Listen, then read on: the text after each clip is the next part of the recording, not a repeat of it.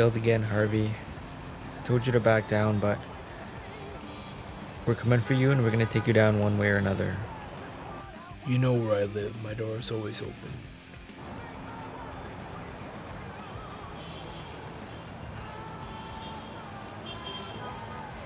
Hey, detective, we need to talk.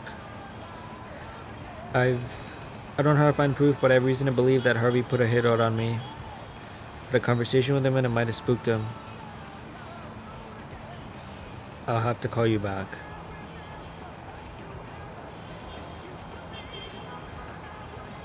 I want you to get out of here, because when Harvey sees your face, it'll be a reminder to him that he's failed yet again. Now go. And if I ever see you again, I'm gonna put you away for a long time.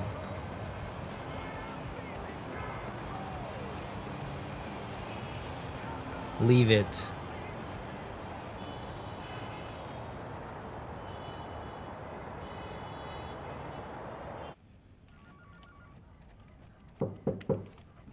Captain, you have a second? I do. Have a seat, both of you.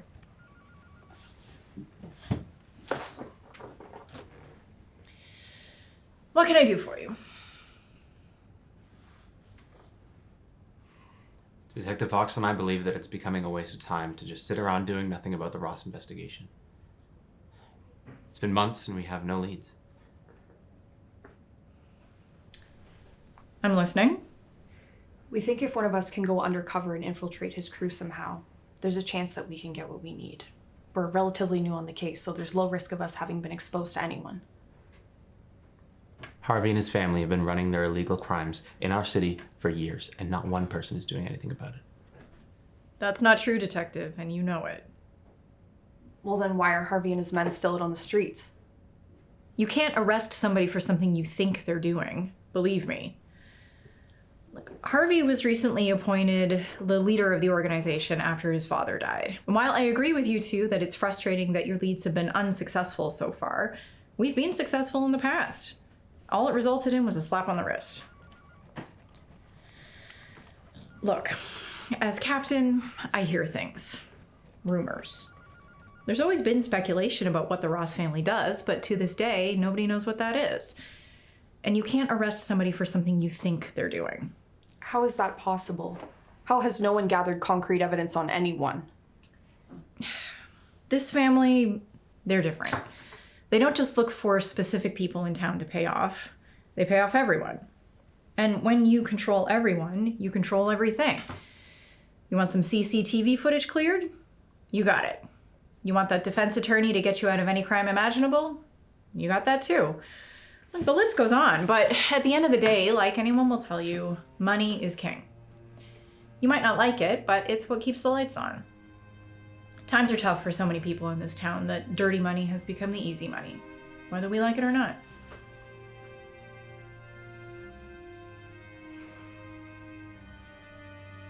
When I was in middle school, my best friend Quinn and I were bullied a lot. We weren't considered the cool kids. We weren't into sports. We did science experiments in our garage and played cops and robbers with the neighborhood kids. I would always play a cop, and Quinn insisted on being a robber. He would always hide in our neighbor's muscle car. He was small enough that he could fit under the low clearance, so he'd just pull himself up whenever we were nearby.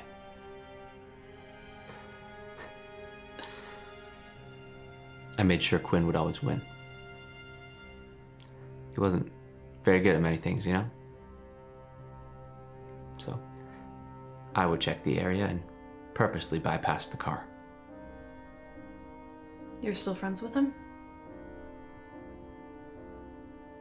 No.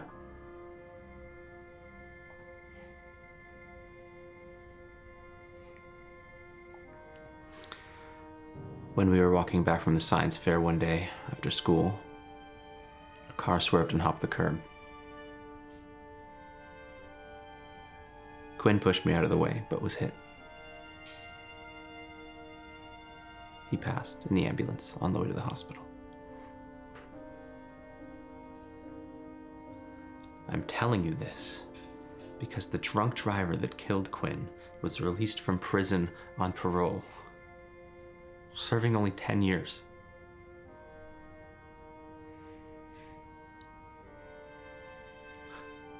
His family had a lot of money.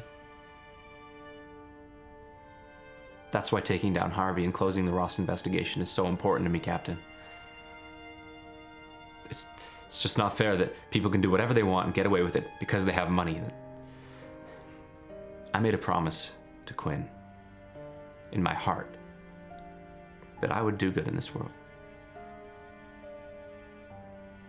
That's what we're doing here, Captain. We need to put a stop to this. Let me talk to the chief. I'll be in touch. Dismissed.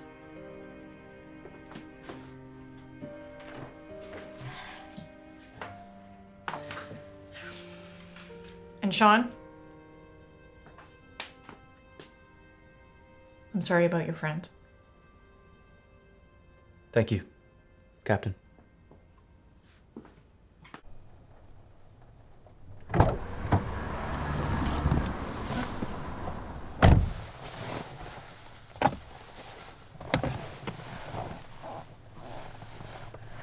You know, you're the second person this week that has failed to do what I have asked.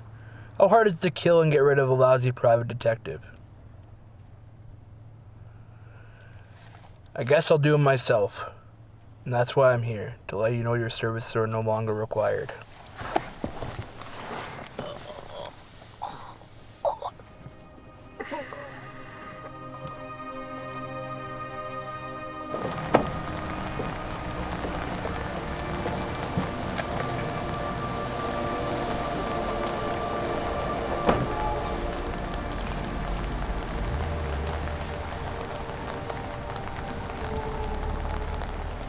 Need some more cleanup in my office. Another useless branch has been cut.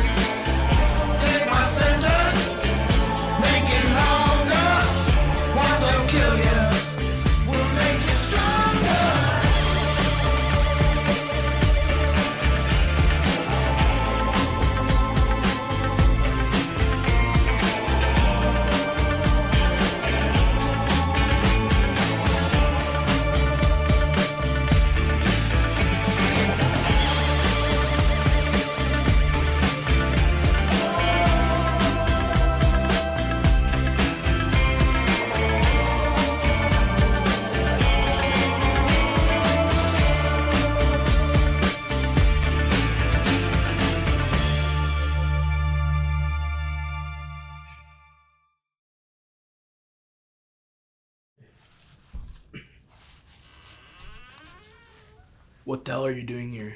This is private property. So is my house, where you sent your men to kill me. So that's how it is, huh? You get your right-hand man to do all the dirty work for you? Nice leader you are.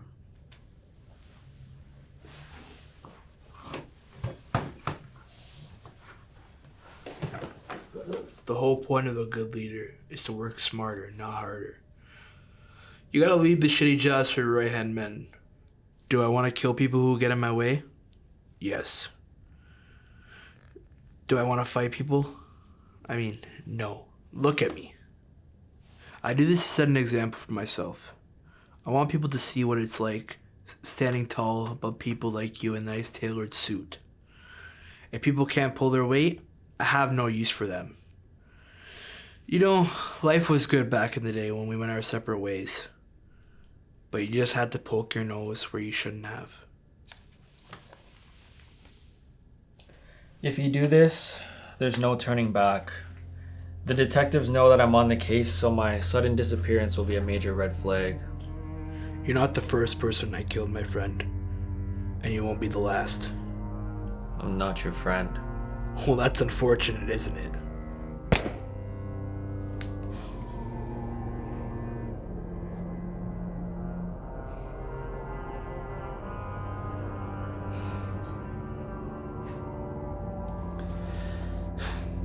Still nothing? It's my fault. I was caught up with paperwork and I wasn't taking his calls.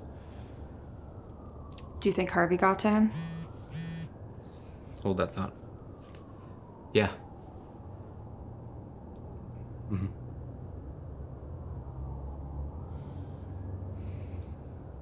Yeah. Okay. Thanks, officer.